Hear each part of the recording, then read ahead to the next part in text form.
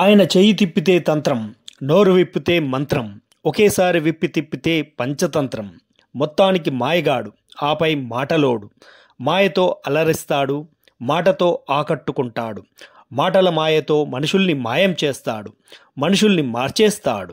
పట్టాభిరామ్ మన చిన్ననాటి మాయలోడు, మనం పెరిగి పెద్దయ్యేపాటికి మాటలోడు. మెజిషియన్గా మాయమై, సైకియాట్రిస్ట్గా ప్రత్యక్షమై, ఎందరినో అలరించి ఇంకెందరినో చక్కని దారిలో పెట్టి ఇప్పుడు అందరికీ సెలవు చెప్పి శాశ్వతంగా అదృశ్యమైపోయాడు.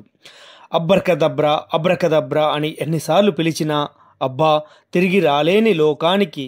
ఎంత చదివేశాడో, డిగ్రీలు బోలెడు, కెరీర్ బారెడు, పిహెచ్డి చేసి ఆగలేదు.